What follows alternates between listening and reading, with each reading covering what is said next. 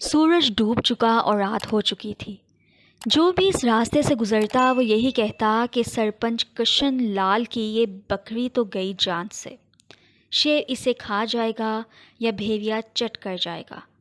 چاروں طرف سناٹا چھانے لگا، میرے تو ہوش اڑ گئے اور مجھے ماں کی یاد آنے لگی اور بہن چھوٹی کے ساتھ کھیلنا کودنا بھی یاد آنے لگا۔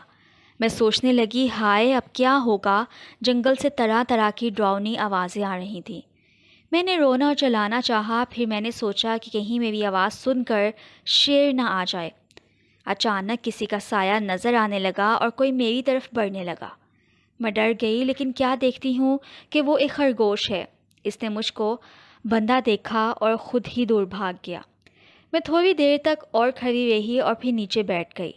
رات اور گہری ہوتی گئی، مجھے بار بار ہر آہٹ پر یہ لگتا تھا کہ شیر اب آیا، شیر اب آیا۔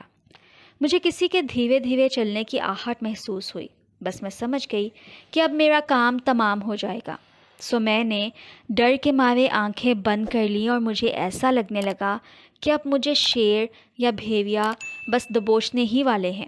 اچانک کسی نے میرے گلے پر ہاتھ رکھا۔ میں بہت زیادہ ڈر گئی اور کانپنے لگی۔ میں نے محسوس کیا کہ یہ ہاتھ تو بہت زیادہ نرم و ملائم، بالکل منا کے ہاتھ جیسا۔ ہاں، یہ منا ہی تھا۔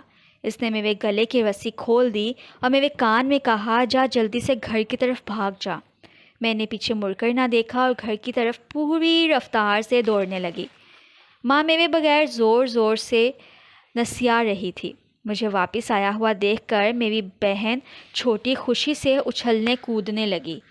مجھے آج پتہ چلا کہ منا مجھ سے کتنا پیار کرتا ہے اور وہ میرا سچا اور اچھا دوست ہے۔